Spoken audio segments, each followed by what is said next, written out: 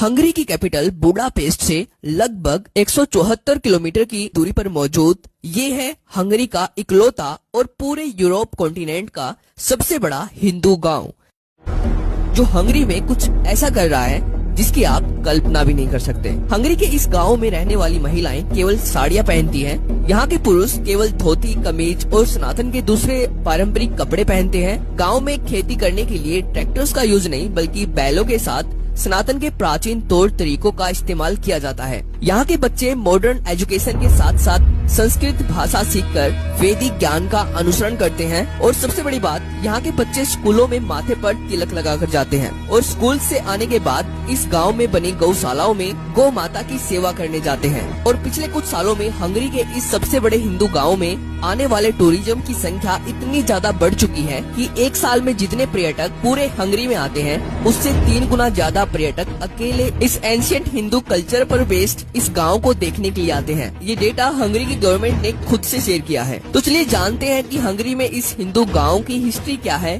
कैसे आज ये गांव हंगरी में इतना ज्यादा ट्रेंड कर रहा है, इसको किसने और क्यों बनाया, और जानेंगे कि कैसे यूरोपियन कंट्रीज में धीरे धीरे सनातन के एंशिएंट कल्चर की डिमांड बढ़ती जा रही है, जिससे इन देशों में सनातन के लिए एक बड़ी अपॉर्चुनिटी इंतजार कर रही है। तो इस वीडियो को पूरा जरूर देखना, बहुत सारी नई चीजों के बारे में आपको पता चलने वाला है। और अगर आपको ये वीडियो इम्पोर्टेंट लगती है तो वीडियो को लाइक करके इसको अपने रिलेटिव्स के साथ शेयर कर देना, जिससे इस वीडियो की रीच बढ़े और वीडियो ज्यादा से ज्यादा ऑडियंस तक पहुंचे। तो चलिए देखते हैं।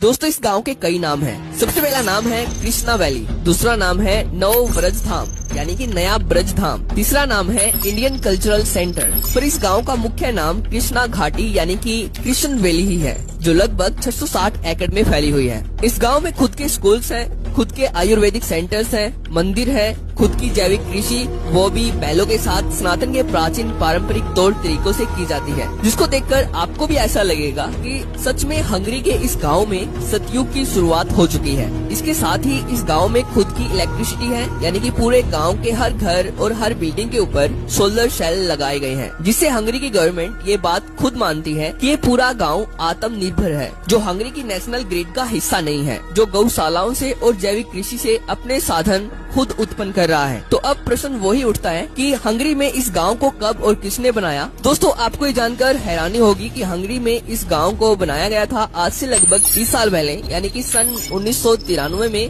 हंगरी के एक महान हिंदू संत शिवराम स्वामी के द्वारा हंगरी में इस गांव की स्थापना की गई थी। और शिवराम स्वामी के निस्वार्थ भावना से किए गए सनातन के प्रति महान कामों को बताना शायद ही मेरे लिए इस वीडियो में पॉसिबल हो, क्योंकि अगर मैं इस महान संत के द्वारा किए गए सभी काम